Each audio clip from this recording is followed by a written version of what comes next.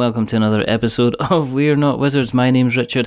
I'll be your host for December. Jingle, jingle, jingle bells, because it's full Christmas time now, except it is in a couple of days, but by the time I put this out and edit, it's going to be like December time.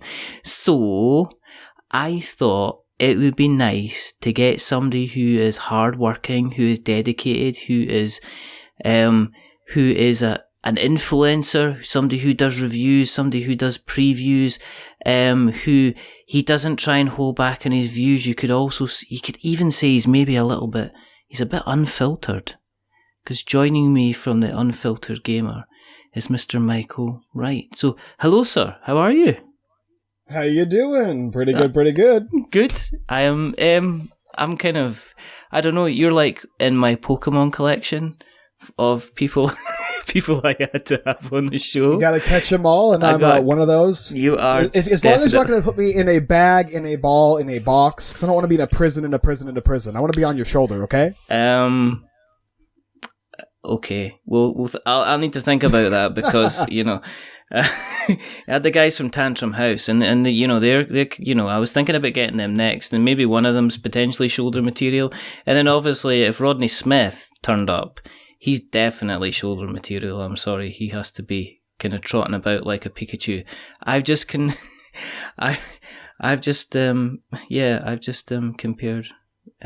Rodney Smith to Pikachu, so I don't think we can. I don't think we can get appreciate that. I'm sure it just cements the fact I'm never, ever, ever gonna have him on the show. But this isn't about Rodney, it's about you. I'm kind of delighted to kind of have you on. For people who have not listened to us before, thank you for joining us. The reason that we do this is because I wholeheartedly believe there is quite simply not enough podcasts out there about board gaming that are recorded by me, which is why we're on episode 220 something. I don't know, I'm just keeping going. Like the Terminator, can't be stopped, not even by Sarah Connor herself. More. Just more, it's more is always good. As Gordon Gekko, if he was making podcasts about board gaming, he'd be doing millions of them. Just like Wall Street. And the second reason that we do this, as I say, is because Michael has been involved in the industry for quite some time. He has been doing a lot of, he's putting out videos left, right and centre. He's providing reviews and previews and a lot of guidance and a lot of, just general kind of cracking content for people who are interested in the hobby. So it felt like a good time to get him on to have a chat. We want to have, obviously... I'm happy to be here. Delighted you're here. In terms of if we step back just a little bit, how did you kind of get involved in the hobby? Kind of first of all, what were your first kind of steps, your history with the hobby? So I originally worked, I went to school, got my degrees in psychology and statistics, and then after that I decided to go into the film industry. I live in Los Angeles, California, for an easy location for you guys to figure out what that is. And I did different films. Some of the stuff was from Asylum, Sharknado being a popular one of theirs. I did some acting in a couple shows. You might even find me on Netflix if you look really, really, really hard. And after that, for a couple years, my back started going out a little bit, and I wasn't able to carry the lights. I did a lot of gaffing work and that kind of stuff, and a lot of taxing physical labor. So I decided that I wanted to do something that involved film. I wanted to do something that I had a passion for, and I wanted to integrate my award-winning personality into all of that. So I decided to start doing some videos, and I just started with, a black background in my phone and, pumping out content. I've got my site. I went, added all that stuff up, and, I've just been, going crazy ever since. What kind of actor were you then? Is there kind of character roles that you'd like? Have you got a film or genre that you would like to be in? Are you a kind of a comedy kind of guy? Are you quite serious kind of actor, or is it? I wouldn't call myself anything serious. Like I said, I did gaffing and I did the lights and I did the shadows and effects and stuff like that in the movies. But the acting was very small. I mean, I probably did a couple backgrounds. I did a speaking role or two. Wow. I was a bouncer. I was a werewolf. Just like little fun things. You were a werewolf. But realistically, I did a lot more of the tech side, a lot more of the grip and gaff, that kind of stuff, which was a lot of fun. Yeah. But definitely different than what I guess you would assume a person would do in LA. But yeah, so I took all that talent that I had, or that little talent I had, and then I just integrated it into the board gaming realm. Started, shaking hands with people and meeting people, and yeah. All right. Okay. Were you interested in kind of like board games for a while then, or was it something you were kind of doing on the side before you kind of decided, actually, let's pick up a camera and start kind of filming yourself talking about it? It was a heavy hobby at first, and as I continued to play games and all that kind of stuff, I got really more into it. I started, increasing my collection like most of you do. You probably start with like 1 or 2 games, and then you go to like, I don't know, 100 or 200. And, so I'd play every weekend, and I decided that, you know what? Well, I want to play every single day. Have you got quite a large collection of games then? I mean, are you because of the nature of your work, because you're doing this full time, I take it you actually wanting to have the kind of a new board game turning up, that must be almost like at least a second day or third day occurrence that you must be on first name terms with like the UPS guy and things like that, because he must just know you and, here's another box of games kind of thing. Are you quite strict on kind of what you hold on to in terms of the collection? I mean, is there like an unfiltered gamer collection, which is everything that you kind of bring in to kind of preview and review, and then is there, this is Michael's kind of stash that I kind of look after and take care of kind of thing? So, I do get a lot of games. I don't know if I would classify myself as anything near like the Dice Tower, Undead Viking, or any of those guys. They get a lot of games. Yeah. But I probably get 1 or 2 every day or every other day. So I get quite a bit, and I show them off every week on Wednesday on my live streams, which is kind of cool. So people get to see what's coming in and what's going to be for review and whether they want to watch my videos or not. I have at my house, of course, my big bookshelf of my personal top 50 or 60 games. Yeah. I've also got all of the games that I'm currently reviewing all queued up in another specific area. Wow. And then I have all the reviewed games that I really enjoy. That's in a specific area. And then I've got everything else scattered around in the studio. You've seen my videos, I'm imagining, maybe 1 or 2 at least. Yeah, and there's just I try and move them around, and I have them in the garage. Games that are good, but ones I don't play as much, or I'm not as big of a fan, I usually will give to charities. I've given to tabletop takeover events. I will have given them to people that like it. I have 2 schools that are sponsoring me. They have little game groups, and I'll just send them yearly game packages of games that I've gotten to play. Yeah. So Extra Life is another charity that I like to donate to that's here in California, and they're like a children's hospital. And I've heard of them. Yeah. So a whole bunch of different little things like that. But yeah, I have a lot of games. I don't even know the count, to be honest, anymore. Is it just a case?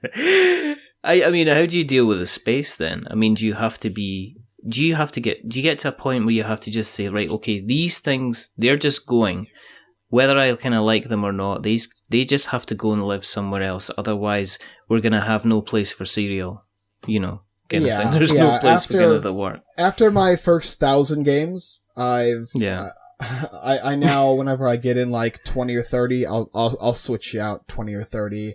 And I mean, there's a lot of games. I don't know, I like a lot of games. As long as they're, not broken and they have some cool theme or something interesting, or even if it's a game that's not even like something that I would normally like, but I had a lot of fun playing it, whether it was because of the group of people or just the theme.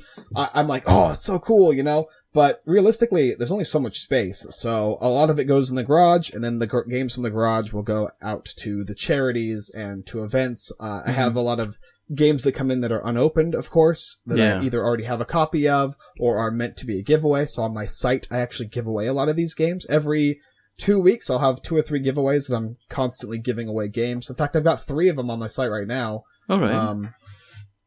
one of them being How Game Are You, which is a Kickstarter game, and then another one is some other kind of party-style game that I actually haven't played, but the designer was kind enough to hand me a bunch of copies, so... Oh, right. That's cool. So what's in the kind of... what's in your kind of, I guess, your wine cellar collection, the ones that you kind of have on your shelf that... I actually have, right behind my battle station, is what I like to call it, my area where I do podcasts and my editing, and my editor does his editing next to me. I have a big stack of games on my smaller, I have a little smaller, like Michael's favorite games, and they're all sitting right behind me.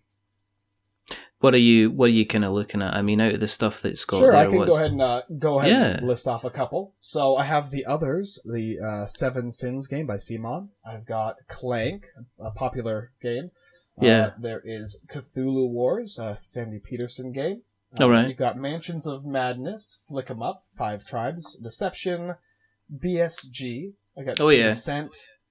I've got some Galaxy Trucker, which I personally love.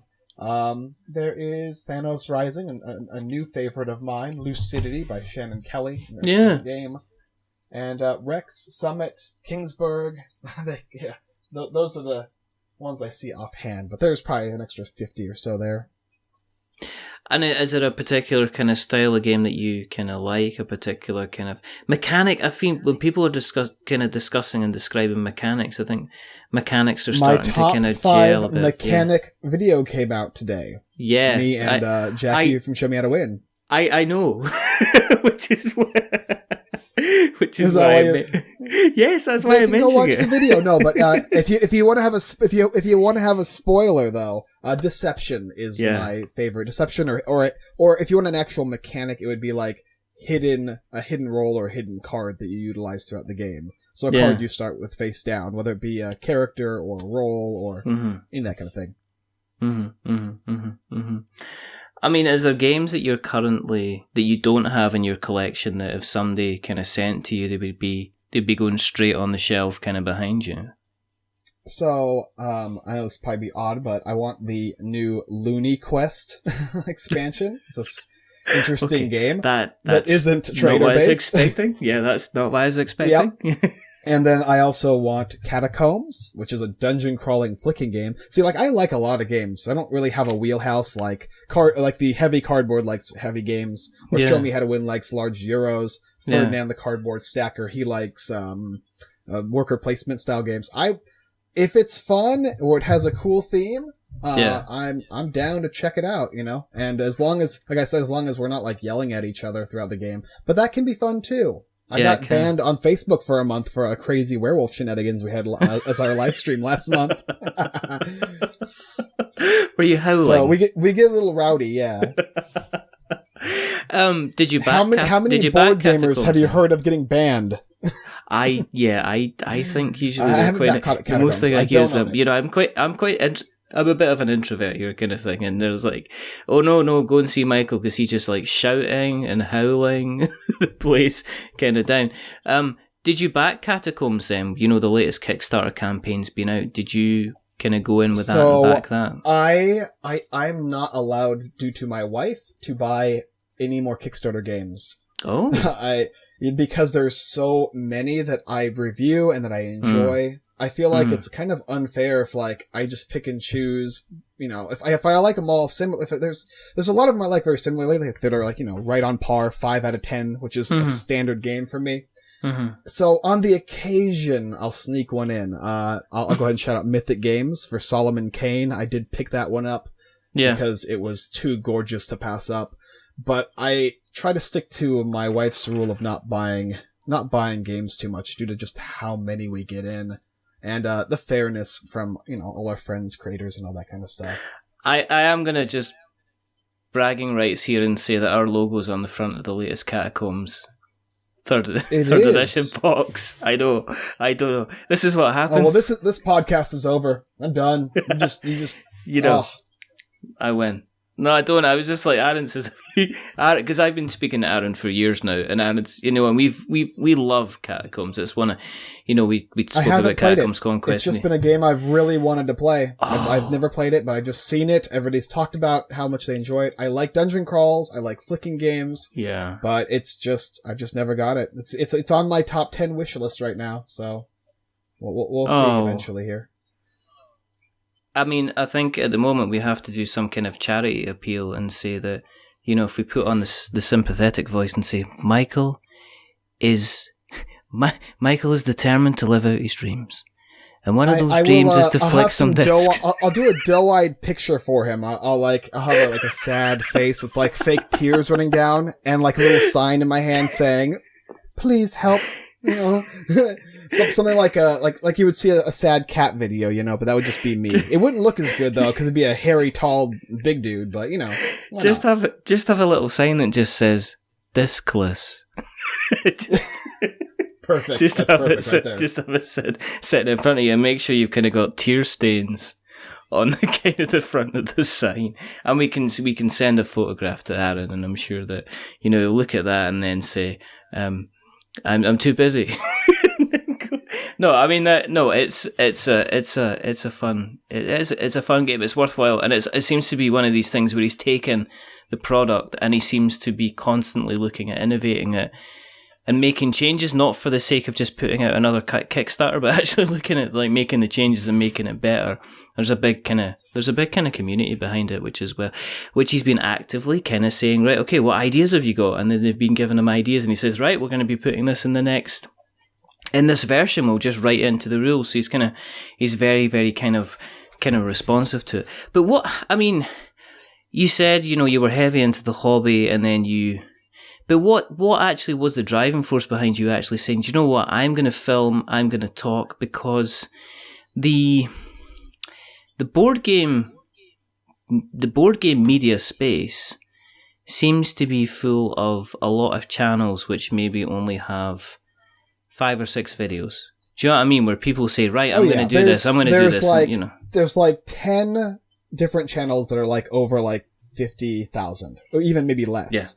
Yeah. And then there's like channels like mine that are maybe around 8 to 15,000. And then there's a bunch that are like, 50 subscribers or 100 subscribers. And those ones only have like 5 videos. Yeah. So yeah, I wanted to produce content for a niche subject, and I think Kickstarter is very rampant. It's been rampant in the last couple of years, and I like to give eyes to those creators that are trying to innovate and change the way games are made. Mm-hmm. As because you see a lot of the larger industry type peoples and or companies, they are making games that they know will sell, which is fine. Like I like Clank, I just listed it, but they're gonna make 6 or 7 iterations of that game because they know it's going to sell. Whereas I want somebody to make Clank, and then I want them to try and make another innovative game, Mm-hmm, and so that's why I'm always looking on Kickstarter, and that's what was like focused me and fascinated me. I mean, I've seen games where one of them I played recently is Gravity Warfare. You literally played the game on a 3D board, and you can actually move your characters upside down on the board. Like, that's innovative. Whether you like it or not, or whether it was done right, is another thing, and that's up to you as a person. I mean, I gave my opinion on my review, but honestly, that kind of thinking is what I enjoy in games, and seeing the new and interesting things that kind of are brought up. Even like the game The Mind is another one, right? Where no one talks in the game. Nyctophobia, where you have to close your eyes. That kind of stuff I'm so fascinated by, and I love the creativity that people bring to those games. Mm-hmm. So that's what interests me and drives me, and that's why it makes me pick these games. And it just so happens that in this hobby, there's a bunch of them on Kickstarter, some not as good as others, right? But being able to give a voice to all those platforms, and even for most games will have at least some kind of audience, and I want to kind of direct that audience to that game. Yeah. Do you have like a set of rules that you follow kind of internally if somebody approaches you kind of with a game? I mean, do you have kind of like, if I said, okay, I got this card game that I really, really need, I'd love it if you kind of looked at it.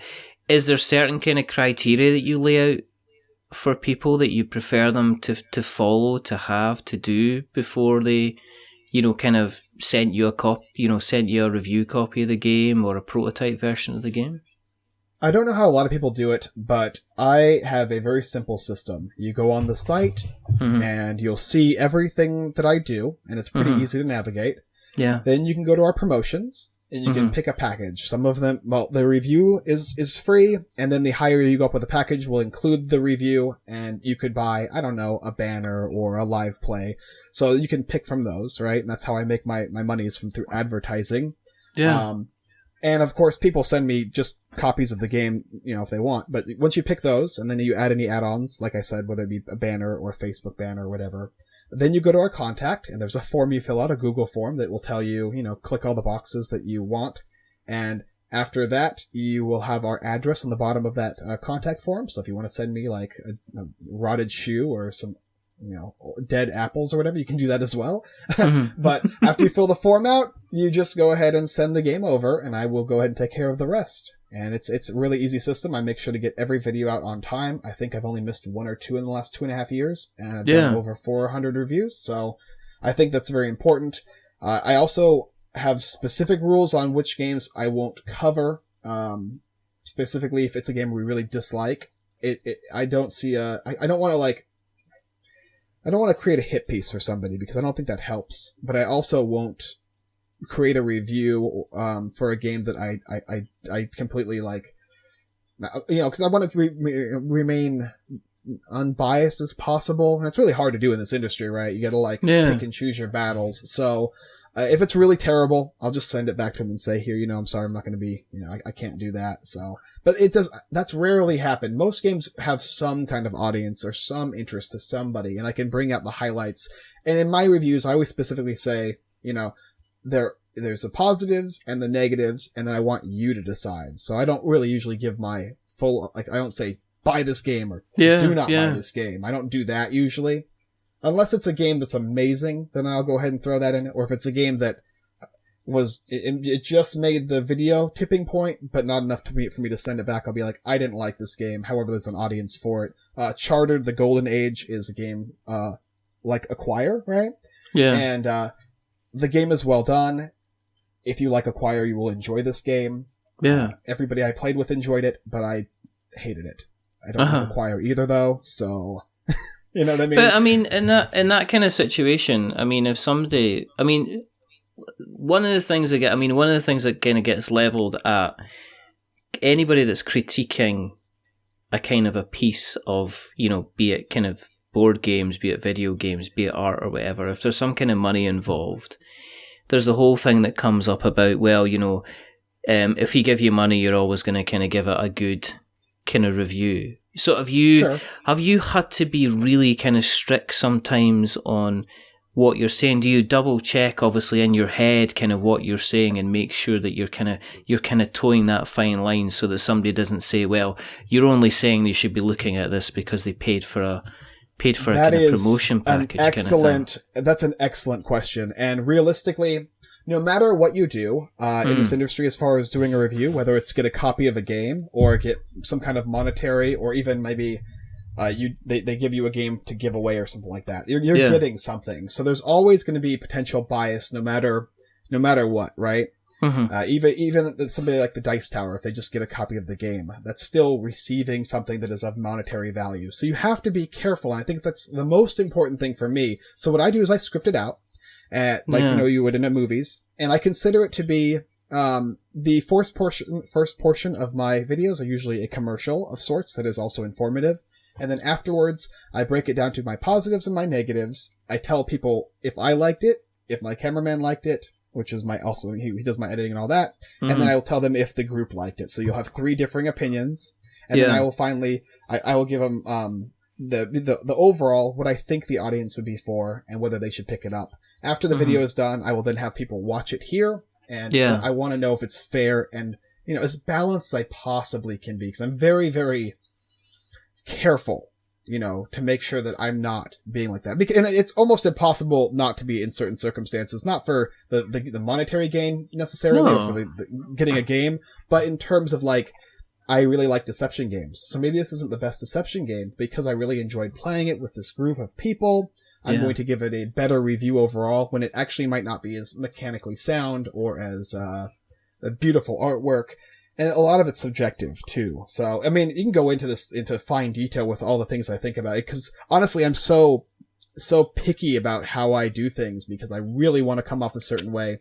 And I take critiques, whether they're completely negative or positive of my channel, I take them full-heartedly, and I really think about it, because I want to make sure that comes across. And so far, I haven't got a lot of comments about that, about bias and everything like that, but if I do, I will actually go back into that video and look through it and see if I can make any changes or in how I do things and how I play games, and even how we discuss them after they've been played a couple times. But yeah, definitely a very important topic. And there's a lot of people that have a lot of differing opinions. Some people say you should get nothing. I mean, if that's the case, though, then people can't do this for a living, even if you're just marketing, right? And I also avoid paying for... There's nobody that pays for a review specifically from me, because you can send me a game and I will review it for free. It's just going to take me 3 months, and it's going to be a basic review. Yeah. If you wanted a banner ad and you wanted it done in next week, that's how I monetarily charge people. So I try and be very open and upfront about that kind of stuff. And if you don't like that, or you think that that's potentially too much biasm for you, if you think that could lead to too much, I understand that too. And, there's nothing I can do about that other than say, like, there's a ton of other great reviewers out there that you can go ahead and check out. And I do watch them as well. So, yeah. No, I mean, I think I've seen it, as always one of these things where as the board game market grows and turns more and more into like a multi-million to a multi-billion kind of dollar industry, then there will always be, just like the video game market, there's always going to be a kind of a scramble from the people that help sell the games.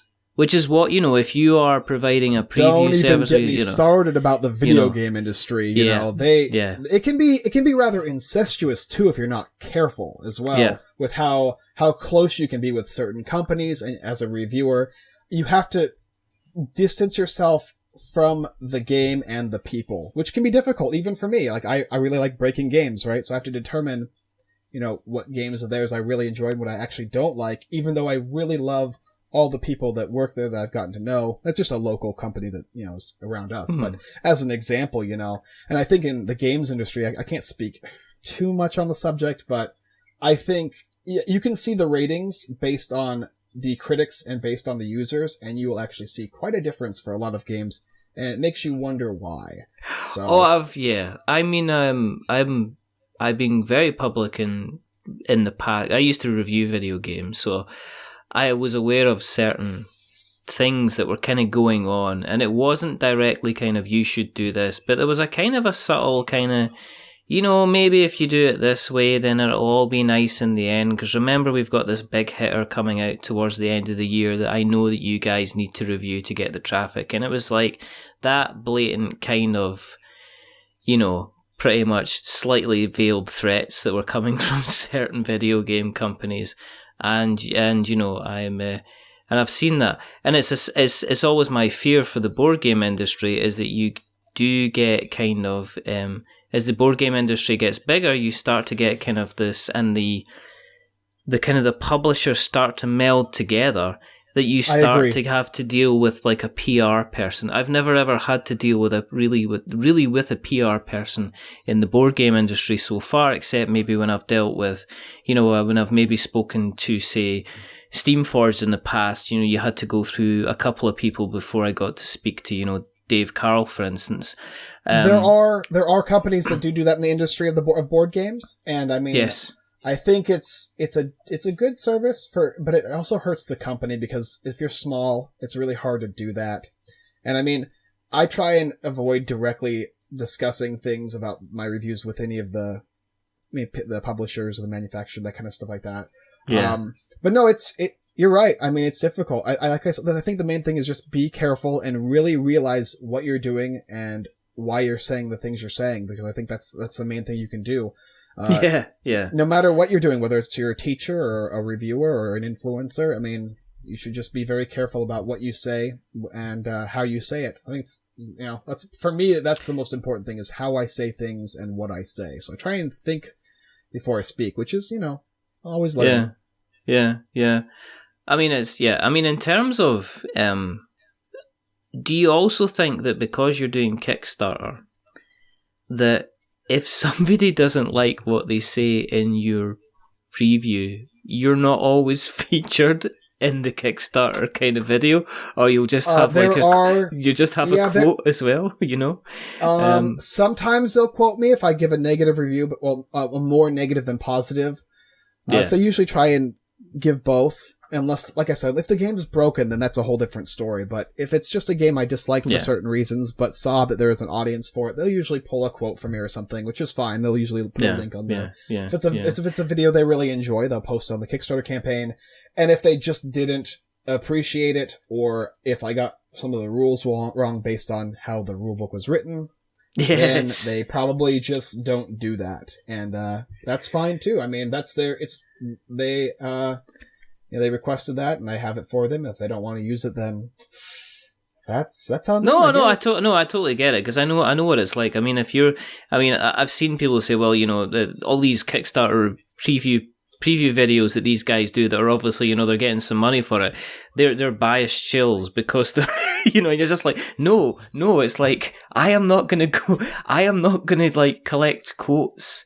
I've got a page on the website for We're Not Wizards from previous guests who kind of like say, I asked them to kind of like say a few words about, you know, what it was like being a guest. And if somebody said, you know what I mean, you're the worst piece of garbage and you're self-centered, I never ever want to speak to you again, I'm not going to put that on the website, am I? It's not like I'm going to put, like, if I'm trying to get funding for something, I'm not necessarily going to put kind of, thought this game was unbalanced and the rulebook was written by somebody who was 7 years old and had never seen a board game in their life kind of thing. I'm not necessarily going to put that on my campaign kind of thing. So, you know, it's different from, I think people confuse sometimes Kickstarter previews with Kickstarter reviews, and I think that's down to a bit of, you know, kind of education on that kind of, you know, on kind of that kind of thing.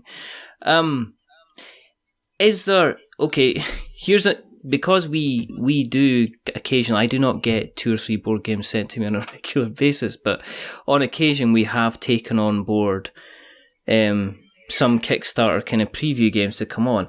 Is there certain things which are absolute bugbears, which if you could reach out to people who are considering putting together a Kickstarter prototype to say to you, which you would say, look, if you do this, I will instantly have trouble doing anything with your game? Be more specific. Give me an example. Rulebooks. Let's talk rulebooks. Okay. If the rulebook isn't finished, or they've got some bad editing in there, if it's really bad, I'll actually even tell people I can't review their game. I'll just email them. Like there's certain I am okay with prototypes as long as they're not print and play. I can't do that. I don't have time for it. Even though some of the games I really like, I think I've made very few exceptions, but in general I don't do that. The only thing I do actually is print 3D miniatures for games because I have a 3D printer, but that's more for fun. But yeah, so rulebooks, definitely. That's something that if it's not done right, I'll have them actually have to rewrite it and send it to me, which is cool though, because my wife actually does editing on the side. She actually is masters in language or English, and so she will actually correct rulebooks. I think that's another service on the site we have, but it's completely separate from what I do. Yeah. So I'm not in any way affiliated with that, but she's worked for Solar Flare Games and a bunch of other ones. She did the last Robotech rules actually. So, if you got terrible rules, there you go. So usually I will actually send them to her or something. As far as the games themselves, I don't like paper cards. I won't do that, and I won't sleeve cards anymore. It's just too time consuming. I can't, if it's going to take a lot of time for me to do, I mean, realistically, just filming and editing a video for me is going to be 6 to 7 hours. And playing the game and critiquing it, playing it again, and all that kind of thing, or getting the right crew for the game. It's a lot of time. So having to print them out and sleeve them and glue things together, no more of that. Yeah, exactly. I mean, I think that's something, again, that's maybe not fully understood as like a video. I mean, a podcast, this is quite simple. I'll just take out, I'll just take out any bits where I sound idiotic, which is usually most of the show, and then I'll put the intro music on and the outro music on, and I'll take out any kind of awkward breaks or pauses, and then it's kind of live. I looked at kind of video stuff, and I talked to a few video kind of creators, and the hours that you put into this stuff just kind of blows my mind, and I think that is sometimes forgotten, that when you guys review a game, I mean, it could be the case that, I mean, do you take a lot of takes, or do you generally kind of film and then cut bits in and out? I mean, kind of like with that process, I mean, do you do like 2 or 3 takes? You mentioned obviously your camera guy, they do a lot of the editing. So you just do reruns and then get the right take, or will you generally try and do it in a oneer and then go back and kind of annotate over any type of mistakes? So based on Unfiltered Gamer, because I'm unfiltered, I like to try and keep everything is going to be 1 take per section, right? Okay. But those sections could be 20 seconds, so they could be 10 minutes, right? Right. So I want that flow of thought. Now, while still trying. Now, I also do make sure, as far as the rules are concerned, and as far as explaining the turn in order, I have that scripted. But in general, the review portion is kind of flow of thought, whereas everything else is kind of it's structured, so that way it looks good. And I like to do A roll, B roll, A roll, B roll, A roll, and then I'll add in other bits and pieces, and then I throw in my editing. Usually we will usually introduce the game. We will then show off the components. We will then talk about the turns and how it's going to feel to play the game. And then in some of our reviews, we will actually play a few turns. Yeah. Just so people get a feel of the game. And then afterwards, I will explain what I didn't like, what I did like, what audience it's for, what audience it's not for. And then after that, we'll do a little outro, and I'll talk about what's in the works and what giveaways we got and what our friends at Everything Board Games do and that kind of stuff. So I like to do little shout outs if I can. And we usually throw in the editing. Sometimes I'll do something funny like make really terrible 80s style editing. Okay. Like what, backcomb your hair and stuff like that? I've dressed up as a pirate. I've had my dog be Godzilla. I mean, I've just done some weird things. Is it, with you doing this as a business, do you still, are you got to keep the focus on the fun as well, the focus of it being enjoyable? I mean, is it, do you get days where you're kind of like, you're getting up out of bed and you're saying, I've got to film this for 5 hours and I just really can't, I'm not really having a good day today? Do you have to put on kind of like your film presenter type face and just kind of plow on with it? Yeah. Usually when if it's specifically a walkthrough, I like to keep the energy up the entire time, because walkthroughs can be very, very boring. Yeah. And a lot of the reviewers, in my opinion, that do walkthroughs on YouTube are very, very tiresome. I can't sit through it. My attention span is low if I'm not being entertained. So I try and keep the energy level up. I try and show off the cards. Something like Tabletop was an excellent walkthrough, right, of a game or playthrough. So I'm nowhere near the editing for that, because I could do something like that, but it would take a lot more time and a lot better equipment. However, I do have to put that face on, and there's a lot of days, especially when it's really packed, where it's just like, I've got to do these 3 things today, including these other 3 things, and then I have to finish my editing. I have 12-hour days, and that can be really exhausting. I actually play less games now than I used to when I did it specifically as just a hobby. No, I completely understand. Just because now I have to film and edit, and so I'll still get a game in a day or so, 2 games in, and I have to play that game a couple times. But it's a different process entirely. But at the same time, I still have that core love of board games and love of the innovation of games.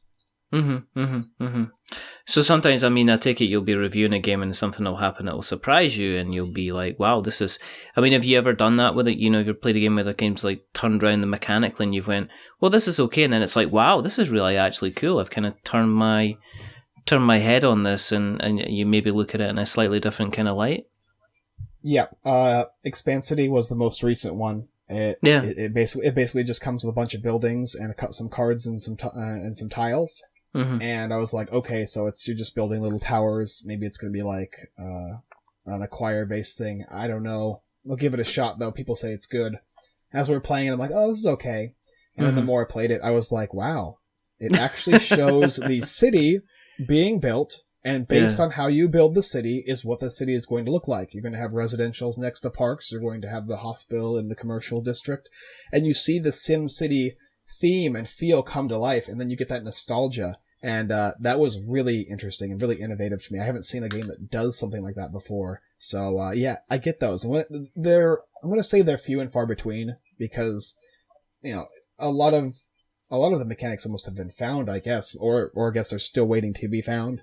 And when those gems pop up, I mean, like I said, that game's probably one of my top 5 of this year. Yeah, it is a very pleasant surprise. Is there games that people are kind of going hype crazy mad for that you're just kind of like going, yeah, I kind of played another 7 of these games already this year, so I can see why everybody is excited for it because of the hype, as opposed to people being excited for it because it's actually doing something kind of, different and new and things like that. I think the latest one for me was Root. I like Root. I really, really enjoy Root. But then I've been watching the playthrough videos for Vast, which is the one before kind of Root. And it seems to be kind of like, it seems to be Root +5. But I heard kind of there was a little bit of a buzz going round when Vast came out. But Root this year, there seems to be a massive buzz, kind of going about Root and how amazing it was and how kind of fantastic it was. And it's like this mixture between something being hyped up to the heavens and actually something being actually very, very good as kind of a game. Do you see that? I mean, that's Kickstarter to a T at the moment. I mean, I wrote a piece recently about, how hype seems to have taken over, come from something being a kind of a good idea. I mean, I guess an easy one to pick on, I guess would be CMON. A lot of their games recently have had very little interest in, but when they first were making games, Rising Sun and the others are favorites of mine. I really enjoy those games. Provided in Rising Sun you're playing either 4 or 6 players. You want to play even. But the new ones, such as I guess the Game of Thrones one, that one just felt like a less substantial version of Warhammer. I mean, it's minis for minis' sake. Yeah, but I'm not sure because I haven't played it. But it just felt like that was what they're going for. I want to see in-depth and interesting and intriguing gameplay. With the others, it had this track that changed based on how much corruption you wanted, But, just pumping out minis is probably not going to be enough for people after a certain period of time, but it's still going to drive a lot of hype. And, I mean, they make tons of money, so I'm sure they're not going to be too offended by my opinion on their most recent games. But, I see that quite a bit. I see those kind of like companies that are just like, let's produce this game that we've made already, or another altered version of a game that already made money. And it's like, oh wow, this whole new thing's coming out again. I mean, I guess Arcadia Quest would be another one that is like, well, they've made it now. They're making 5 additional, 30 pounds of minis. But yeah, that actually happens too on a lower scale as well. There are a lot of companies that do Cards Against Humanity version 2.0. Oh my word, yeah. Yeah, I know, I've seen that, yeah. Or Exploding Kittens version 2.0. There's a lot of that stuff, which is also, they try and steal the hype, and it usually backfires for them, unfortunately, because you're not creating new enough content. So that's the opposite side on the more individualistic or like indie, Yeah, I've joked about this before, but if somebody says to me it's like it's an adult card game, I always write back and say, "What are you talking about? Me paying my mortgage or my rent on time? Are we talking about my utilities? Me getting my car fixed?" Because that to me is the idea of a game about being an adult. Somebody making fart jokes and making offensive, rude jokes about other people is kind of like that's that's you being 13. That's not you being an adult in my kind. I mean, I don't like Cards Against Humanity. It's not a favorite of mine. I probably wouldn't play it if you asked me to. There's a lot of better versions of that game out. Cult Following being one of them. I just gave you a little plug in there, guys. But it's that's hype for hype's sense. That's why Cards Against Humanity has made 1 million copies of the same game. I don't think they've actually made a unique game ever. Secret Hitler's Resistance and Cards Against Humanity's Apples to Apples. Like, let's make it more offensive and it'll sell. And it did, so, I mean, good on them. Smart marketing. Yeah, no, exactly. Do you, what about things like Keyforge and things like that? I mean, when you're talking about Kickstarter games, but do you kind of keep an eye on things, what's happening with that? And with regards to kind of like, the kind of the videos, have you thought about kind of crossing over and creating kind of content which you knew would get more people kind of viewing the channel? Good question. Do I create content of hype games that will easily net me views? I am kind of saying that, yeah. I think, you have to build your audience, don't you? No, that's a legit point. And the answer is sometimes. If I get a game from a company that wants me to go ahead and review it, if I get about 2 or 3 months, I will put a video out. If it's something that's like really popular, like the game Root, that was very popular. I got that game from Letter Games. I guess maybe a week before it came out, and I put out a video for that as well. So yeah, I mean, realistically, I just queue things up in order of when they come, and then I put the videos out. I like the idea of that, but realistically, I want to try and help other people more than myself, and then in turn, when they share it and stuff like that, that's kind of how I build my audience. As opposed to just going, okay, what's the newest thing on the hype train? Oh, that's the newest thing? Okay, well, I'll buy that game and review it and hope I make enough views or enough subscribers to be worth the cost, No, I get completely where you're coming from with that, because it can be the same with podcasts as well. I mean, you can see, all of a sudden everybody's interviewing the same guy. It's like when you get a celebrity going around promoting the next film, and you've got, it's across all the different kind of major networks, because Hugh Jackman is talking about doing the latest kind of film that he's involved in, and it's like everybody is doing the interview with that person because they're going out and they're trying to create noise and kind of create an interest, and it's for us. I mean, personally for myself, it is difficult sometimes to say, well, listen, if we get this person on, are people gonna, who are interested in the game, are they gonna catch on? Are they gonna listen to the podcast? But I think sometimes what happens is that you'll get people visiting just for that episode, and then they'll go back and do what they were doing before anyway, and you're gaining maybe a little bit, but you're not kind of gaining, as much as you think, you could possibly kind of gain from completely chasing. And also, there's so many games coming out, Michael. I mean, it's impossible to keep up with everything that's going on. I mean, last week it's Keyforge, and then it's Discover, before that, and then everybody's talking about obviously Root coming out, and then people are talking about, people are just talking about Simon as a company. People are talking about, Horizon Zero Dawn on Kickstarter. So every single week there seems to be some kind of latest thing that's coming out, and it becomes either kind of end up playing the chasing game all the time, and you end up getting jaded and exhausted because you don't see a growth in what you're doing. Or you say, you know what, we'll just continue doing what we're doing, basically, and kind of do it that way. Have you thought about, and I know you're obviously a busy guy and doing things as, this is your business. Have you ever thought about kind of getting some cards yourself, scoping a couple of games out? Is there the kind of the Michael Wright doing it right, designing his game night kind of thing? I mean, is that have I designed a game? Is that what you're going at? Yeah. So the answer is yes. There is a game that I have that I've been fiddling with. Yeah. And it's ready, but it's not ready. So I'm gonna not be talking about it too much. But the idea is it's something different, a little innovative, but still it's not a very large game, because your first game should generally be small so you can build the audience. But it's I've got something going on that I think has a good theme. Okay, cool. And that's all you're going to say. You're not going to give us a world. You're not going to give us a world exclusive. You're not going to say, "I'll tell you what.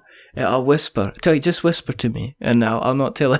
I'll not tell anybody at all." I give you a little bit of a theme, I suppose. How about that? That'll be the first time I've talked about it on a podcast or anywhere.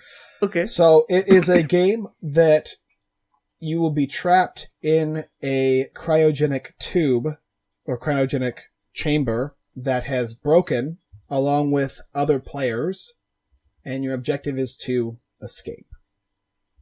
That's the end. Think Fallout, sort of, where you're in those tubes and then you get out of the Fallout, the Fallout chambers. Yeah. But the game is going to revolve around you being stuck in a tube. Yes. Well, it sounds very interesting, I know. No, but then I don't kind of, I never kind of question what somebody's theme is, because there's so many games that, if somebody said to me, woodland animals, you'd be really liking a game that's all about woodland animals kind of taking over territory. I'd be like, yeah, okay, whatever, thanks, okay, go on, back to bed. You've obviously been dreaming, but here we are with kind of root and things like that. So again, is that almost like, it must be strange, is that you're kind of like a hobby at the moment at the side that you're doing with the game design? I don't want to be, I gotta be careful with how I come across with, am I a designer or a reviewer, an influencer? So it might be something that I give to another company after I've kind of, made it and, designed it fully, then given it to them. They'll maybe clean up the theme or the rules, but that might happen. Maybe I'll just make it myself. I don't think I'll be doing a Kickstarter, specifically myself, the Unfiltered Gamer brand. It's not something that I think is going to be happening. I might eat my words on that, but I'm fairly certain I don't want to do that. You can just imagine you just slamming it on the table and saying, "Cryotube Stories, buy it, it's fantastic. I don't know who this guy is, I've never heard of them. That's not our logo on the front of the box kind of way, but get it anyway." That's what I'm thinking. I don't want to be promoting my own game. I don't like that idea. So maybe I'll just sell it to somebody for $1 million and they can make $2 million off of it. That's exactly what would happen. That's definitely destined to get what happened. Whether you being surrounded... All right, Simon, make the first micro card game that you've ever made. There you go. And here's some of my soul, just to go with it. With you being surrounded by cardboard so much, I know we said that the game design stuff is a hobby, but do you consciously then make sure you're making an effort to, I guess, get away from board gaming as well? Do you kind of do other kind of hobbies as well? Are you fully concentrated on, I play. On Facebook, I've played some Overwatch and stuff with other community members. I'm on the Blizzard games on the occasion. So if you're a designer or something like that, you want to play some Overwatch, I've done that. There's a couple little phone games and stuff, but other than my actual hobbies being fishing, which I try and do on the weekends, once every 2 weeks, I'll go out to the pier and do something like that, or the lake. And yeah. And I like to build stuff. I've got a full garden in the back, so I grow peppers, and I also will give out hot sauce once a season to the board game industry. I'll pump out a hot sauce. Pay for shipping, have some ridiculously hot sauce. So do you put the little fireball symbol on the side of the bottles then when you're doing the hot sauce? Because if I do. You do, of course you do. Because that would make absolutely no sense if you didn't, and you would be scorned into oblivion if you hadn't doing it. Is that actually called unfiltered sauce? Well, I've named them in the past. I'm thinking about actually making it a little nicer this next season, but we'll see. It's one of those things I do as a side hobby, and it gets about like 1% attention. I like growing things more than I like handling hot sauce, so Okay. get your eyes all burny and whatnot. But yeah, I do enjoy it. I'll let you know if I actually start marketing it worldwide. That'd be, I think that would be fantastic. You know what I mean? From the guys that bought you hot and fiery Kickstarter previews, they're about to bring something. Comes some hot and fiery pepper sauce. Stick it on your burrito. Stick it on your steak.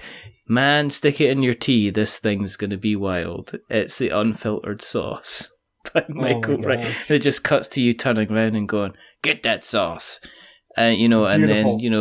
and then the world would be fantastic. I'm surprised actually to be I was going to say I'm surprised you've not done a game based around peppers, but I believe there is already a game based around peppers, because we are heading into kind of like the Rule 37 of board games, which is if there is a topic that somebody asks, is there a board game based around that, then a board game magically appears from nowhere that actually Walk of Fire. Exactly, it has that theme, so that's kind of fine, I guess. But on the fishing side of things, is that just something you just sit about, kind of like get the line out, just sit there, contemplate things, allows you to give you a bit of thinking space as well? Oh yeah, it's a nice relaxing thing. I started doing it with my buddy before we were doing this. It was I'd be filming, working in LA for a while, and then I'd come home, and I'd be so burnt out that sitting around having a beer, not catching fish is an enjoyable hobby. Yeah. It's just like it's a good conversation that's interrupted by about 5 minutes of mad activity. I believe fishing, the type of fishing I've ever been involved in, has generally been sitting down, cracking open a cold one, having a chat, and then somebody going, "Oh wait," and then there's been kind of like mad thrashing about, and everything's been kind of from there. I have one more question for you. You got it. For you. Okay. You are in the middle. Go ahead, you can ask it. You're in the middle of the zombie apocalypse. Okay? Yep. You're fighting your way through the undead hordes, and you rush up an alley. And on the right-hand side of the alley, there's a slightly open door. When you go into the door and shut it behind you with the undead horde banging against the door, you discover that you are in one of the biggest board game emporiums of all time. It seems to have everything that you could want and dream for. Anything and everything. First editions, second editions, okay? In the middle of the floor, there is a cart. Like a little kind of, red cart. Made out of plastic. It's got wheels. And you've got the opportunity to take any 3 board games with you. Now, you can have any games at all. You can have expansions. You can have anything is open. The cart will fit whatever 3 you decide to take. Wherever you go, whether you meet people by themselves or people in groups, the answer to the question whether or not they want to play a board game is always going to be yes. So, Michael, what 3 games do you take with you on your zombie-fested adventure? Oh my gosh. That is the most in-depth question for what are my 3 favorite games I've ever had. So I'm going to, I guess, piece this down to 3 games that are best going to fit 3 different groups. So I guess one of them would have to be Resistance. That's a solid group game, and I enjoy the trader aspect, so I think that's going to be a solid pick. I played a bunch of it too, but I still enjoy it every time. Let's see, a smaller game. Gosh, this is tough. This is a difficult question. Yeah, it's not easy. Yeah, I know. If it's the apocalypse, Michael, and you've got to watch out because the banging is becoming louder and oh, is that the tinkle of glass that I can hear? Has maybe somebody managed to break through the window? You better hurry up. I guess to save, I guess my wife might be with me in this case, so to save for my sanity and make sure that they're not all competitive, I'd probably take something like Oh, Thanos Rising sounds good right now. It's a good, solid cooperative game that we don't have to kill each other in. Yeah, I gotta be careful. I know how she can get pretty competitive, so...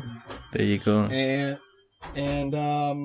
one more. What other One good more? ones? Yeah, One come on. more.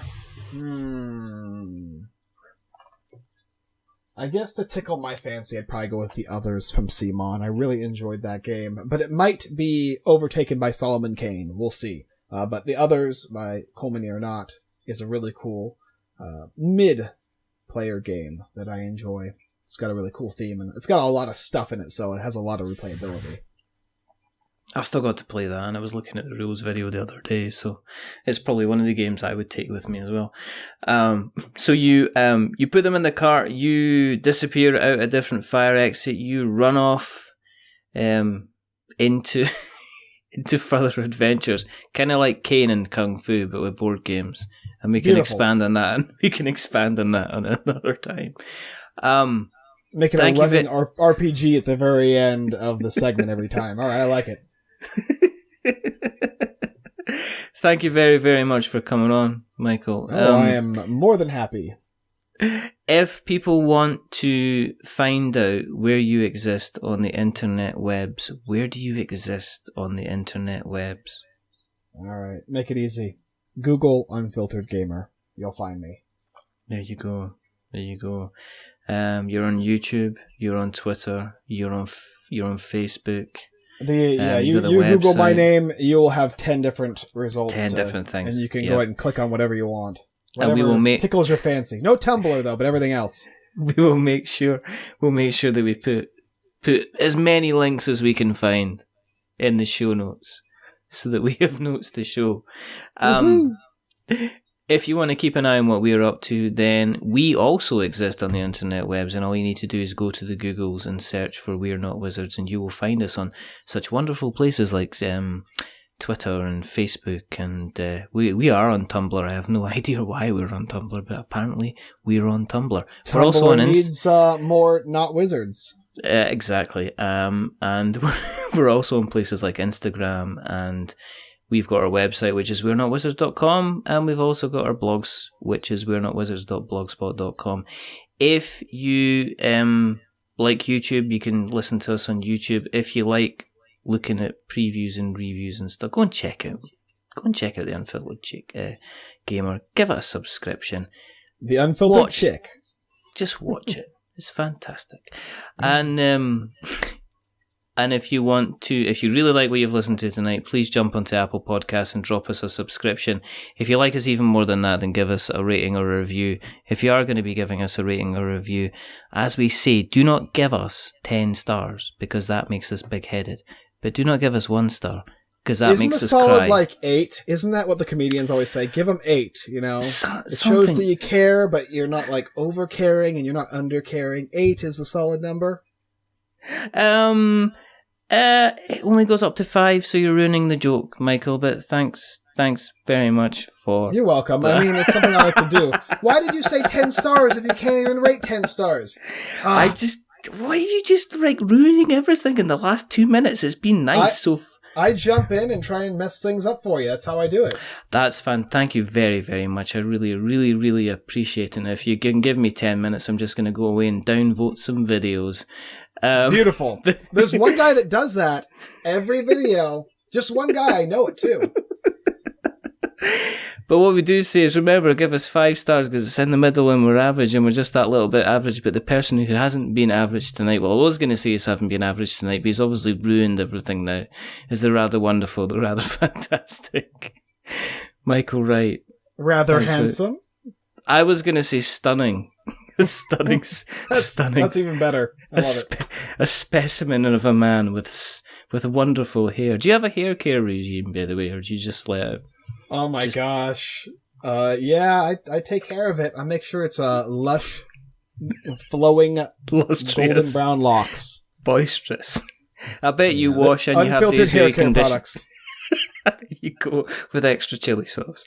Of course. That's the secret ingredient.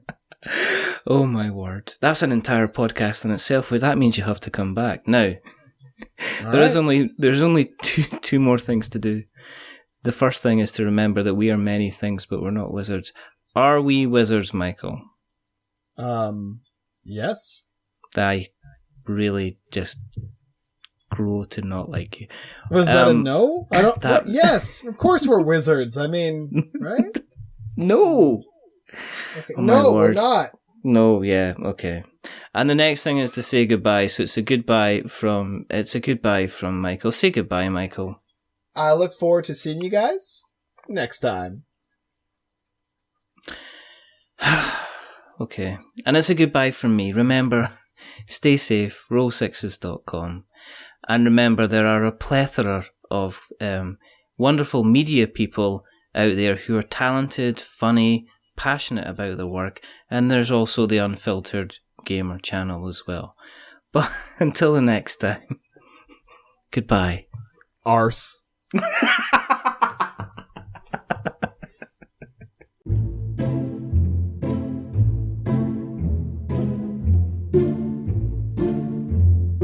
A wizard is never late.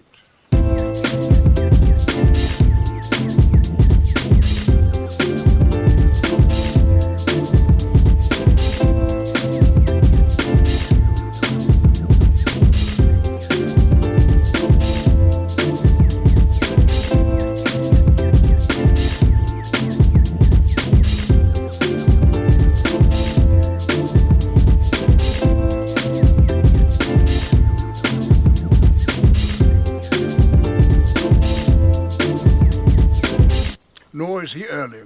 He arrives precisely when he means to.